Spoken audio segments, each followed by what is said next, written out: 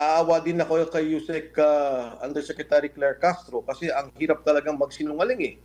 Ang hirap talaga na magsalita ka ng para bang pinagtatakpan mo na lang kung ano talaga nangyayari. Kasi klaro, sinabi niya ni Senator Lacson.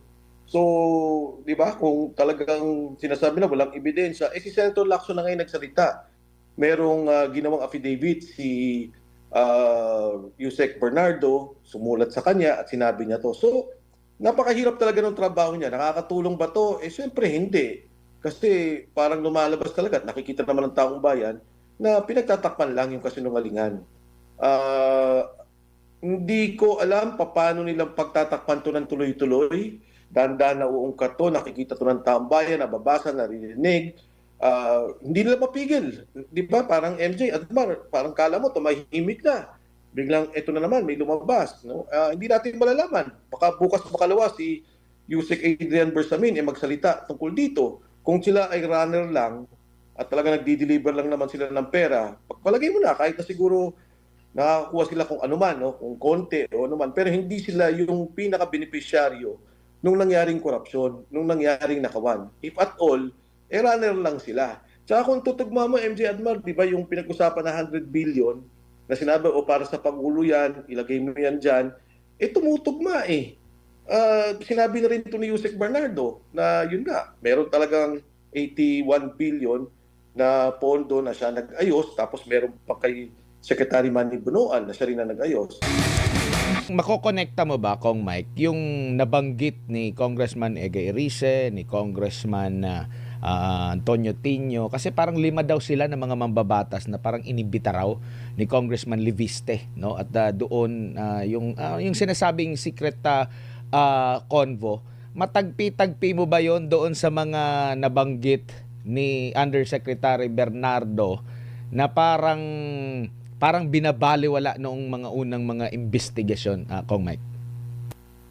Actually, Admar, ako mismo, nakita ko yun at nabasa ko at narinig ko rin yung video.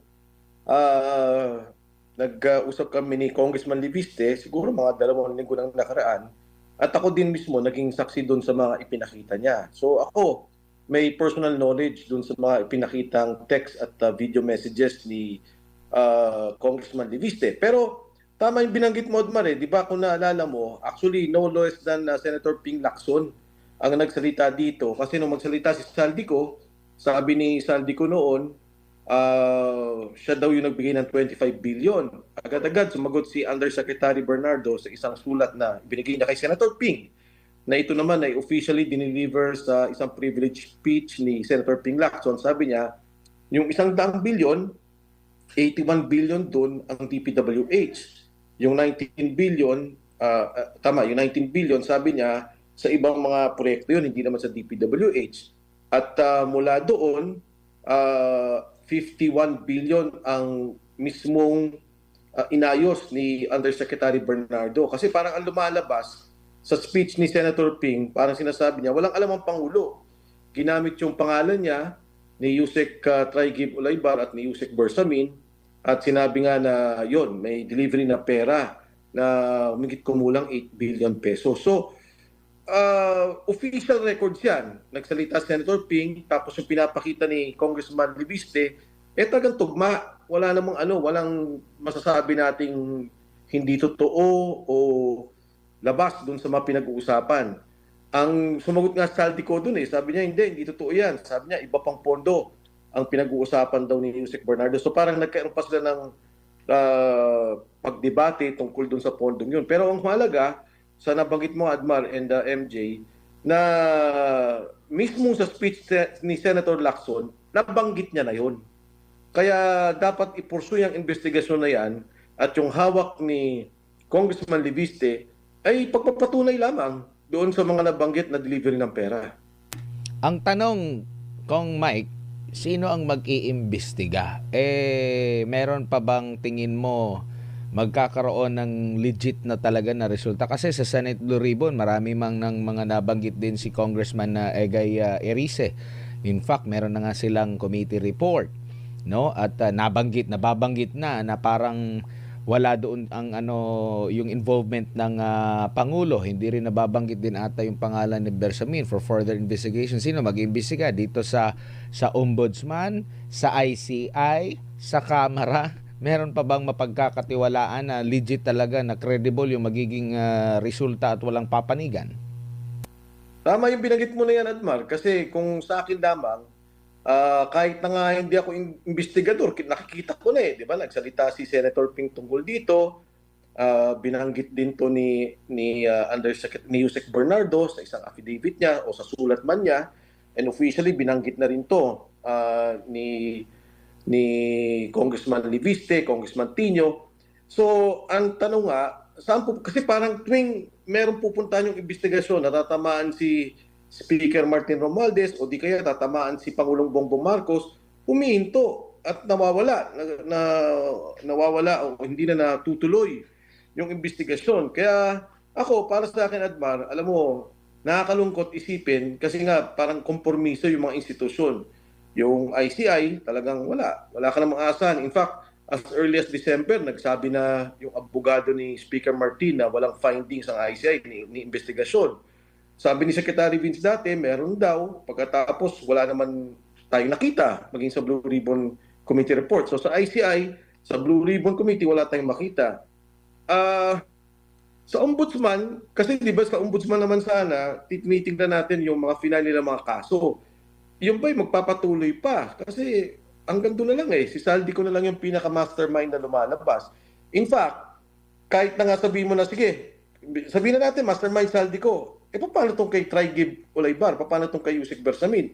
Ganun na lang ba na yung 8 bilyon na binanggit na delivery ng pera, may armored van pa na binabanggit, talagang organisado katulad ng mga binanggit ko, yung nakawan, magmula sa budget, pati yung delivery, may mga armored van pa, nakikita sa Diamond Hotel, binanggit siya ni Yusek Bernardo, parang binali, wala nang pinagpatuloy doon sa mga investigasyon.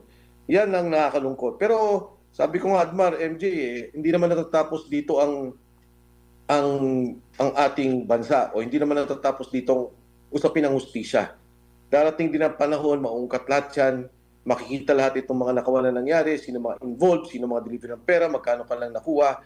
Kaya nga yung binabanggit ko dito sa mga grupo nila ni Secretary Bersamin, ni Secretary Pangandaman, at lalo itong dalawang bata, si Yusek Adrian Bersamin at Yusek Trigib Olaybar, magsalita na sila kasi aabot at aabot din sa kanila yung kamay ng hustisya. Aabot at aabot din sa kanila yung investigasyon. Maaaring hindi ngayon, maaaring silang makalusot, pero paano 2 taon mula ngayon pagka nag-iba ang administrasyon at wala akong sinasabi kung sinong Pangulo, pero tingin ko kahit sinong administrasyon ay talagang titingnan to at aalamin kung sino talaga involved. Kawawa naman yung mga bata. Kung wala silang alam, ngayon pala magsalita na sila.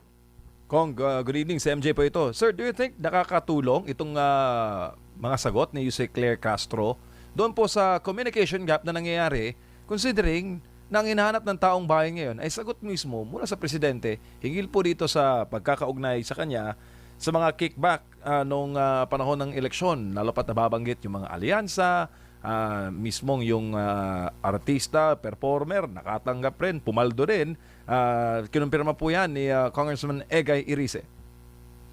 Hindi lang si Egay Irice, di ba, MG? Pati si Congressman Toby Tiangco nag-confirm na dyan. Actually, siyempre, naaawa din ako kay Yusek Undersecretary Claire Castro kasi ang hirap talagang magsinungaling Ang hirap talaga na magsalita ka ng para bang pinagtatakpan mo na lang kung ano talaga nangyayari. Kasi, klaro, sinabi niya ni Senator Lacson.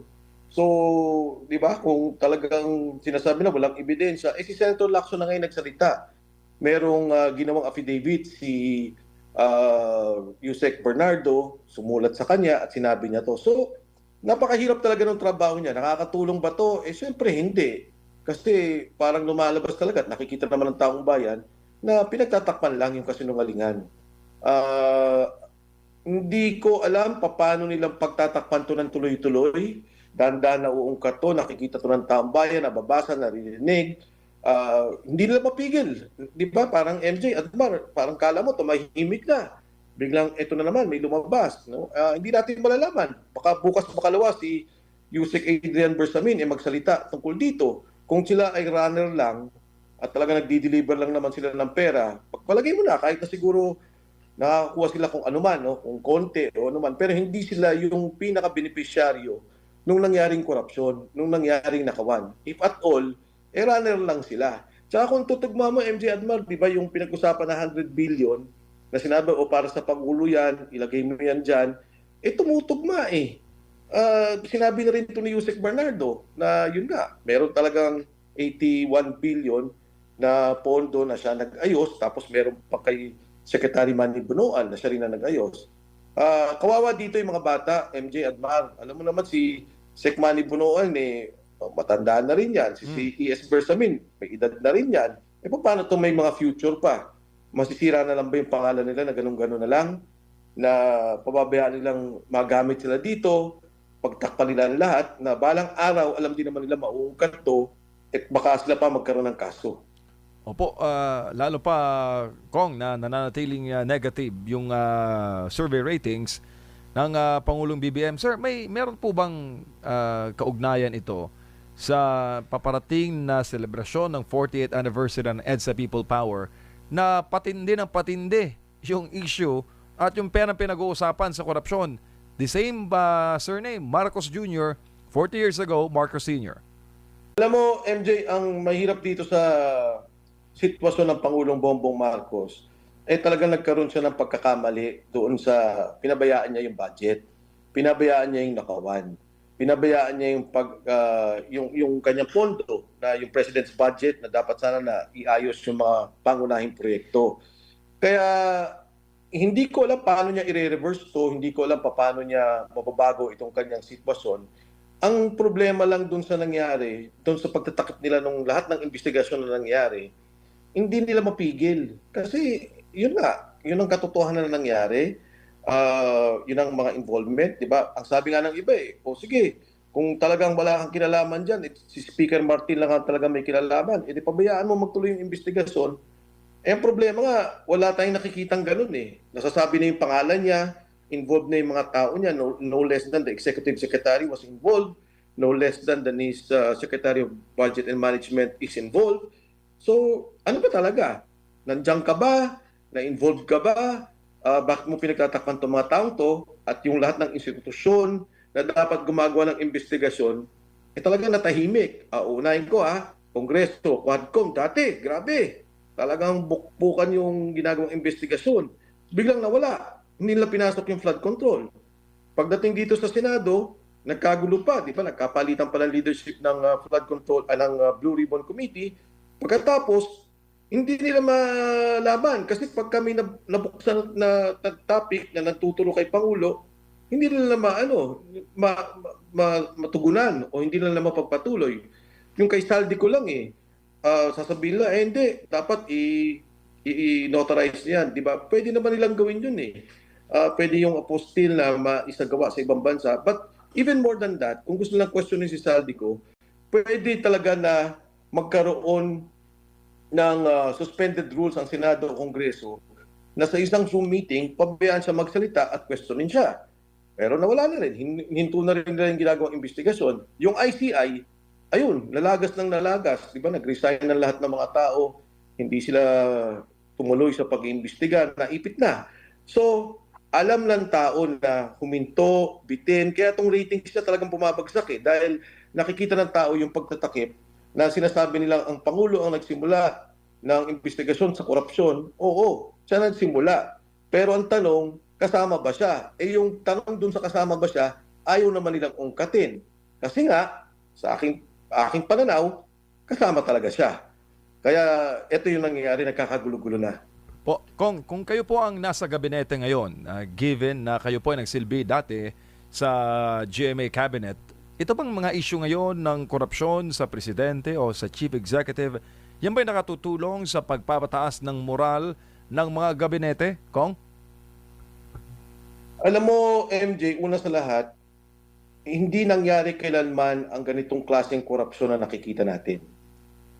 Magtanong ka, magmula doon sa cabinet members ni Pangulong Noynoy Aquino, Pangulong GMA, Pangulong Estrada, Pangulong Duterte.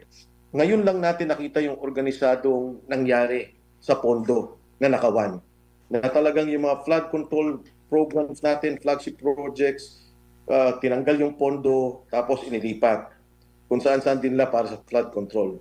Ngayon lang natin nakita na yung PhilHealth, yung PDIC, kinalaw, na talagang ang unprogrammed allocation umabot for the past 3 years almost 2 trillion. Ang estimate nila kung Egay Erice at ng mga iba is mga 1.4. Pero ang total niyan talaga is 2 trillion. Yung iba naman i-release siguro o ibang proyekto.